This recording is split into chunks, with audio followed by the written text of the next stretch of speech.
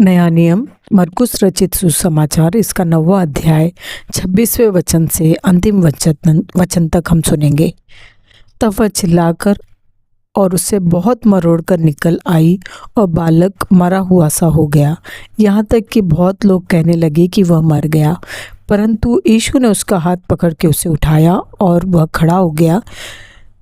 जब वह घर में आया तो उसके चेलों ने एकांत में उससे पूछा, हम उसे क्यों न निकाल सके? उसने उनसे कहा कि यह जाति बिना प्रार्थना किसी और उपाय से नहीं निकल सकती। फिर वे वहाँ से चले और गलील में होकर जा रहे थे, और वह नहीं चाहता था कि कोई जाने, क्योंकि वह अपने चेलों को उपदेश देता और उनसे कहता था कि मनुष्य का पुत्र मनुष्यों के हाथ में पकड़वाया जाएगा और वे उसे मार डालेंगे और वह मरने के 3 दिन बाद जी उठेगा। पर यह बात उनकी समझ में नहीं आई और वे उससे पूछने से डरते थे। फिर वे कफरनहूम में आए और घर में आकर उसने उनसे पूछा कि रास्ते में तुम किस बात पर विवाद करते थे? वे चुप रहे, क्योंकि मार्ग में उन्होंने आपस में यह विवाद किया था कि हम में से बड़ा कौन है। तब उसने बैठकर 12 को बुलाया और उनसे कहा, यदि कोई बड़ा होना चाहे तो वह सबसे छोटा और सबका सेवक बने। और उसने एक बालक को लेकर उनके बीच में खड़ा किया और उसे गोद में लेकर उनसे कहा, जो कोई मेरे नाम से ऐसे बालकों में से किसी एक को भी ग्रहण करता है वह मुझे ग्रहण करता है, और जो कोई मुझे ग्रहण करता है वह मुझे नहीं वरन मेरे भेजने वाले को ग्रहण करता है।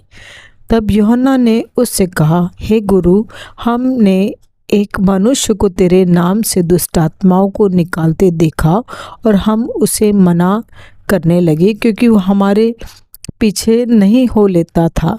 यीशु ने कहा, उसको मत मना करो, क्योंकि ऐसा कोई नहीं जो मेरे नाम से सामर्थ का काम करे और जल्दी से मुझे बुरा कह दे, क्योंकि जो हमारे विरोध में नहीं वह हमारी ओर है।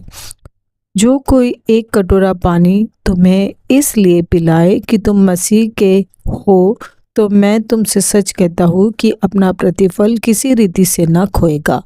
पर जो कोई इन छोटों में से जो मुझ पर विश्वास करते हैं किसी को ठोकर खिलाए, तो उसके लिए भला यह है कि एक बड़ी चक्की का पाट उसके गले में लटकाया जाए और वह समुद्र में डाल दिया जाए।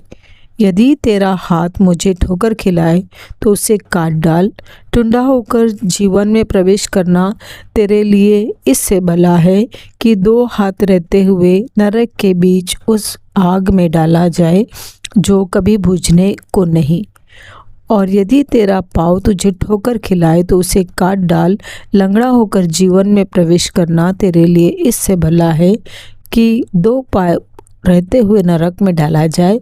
और यदि तेरी आँख तुझे ठोकर खिलाए तो उसे निकाल डाल। काना होकर परमेश्वर के राज्य में प्रवेश करना तेरे लिए इससे भला है कि 2 आँख रहते हुए तो नरक में डाला जाए, जहाँ उनका कीड़ा नहीं मरता और आग नहीं बुझती, क्योंकि हर जन आग से नमकीन किया जाएगा। नमक अच्छा है, पर यदि नमक की नमकीनी जाती रहे तो उसे किस से स्वादित करोगे? अपने में नमक रखो और आपस में मेल मिलाप से रहो। यह परमेश्वर का वचन है। परमेश्वर का धन्यवाद हो।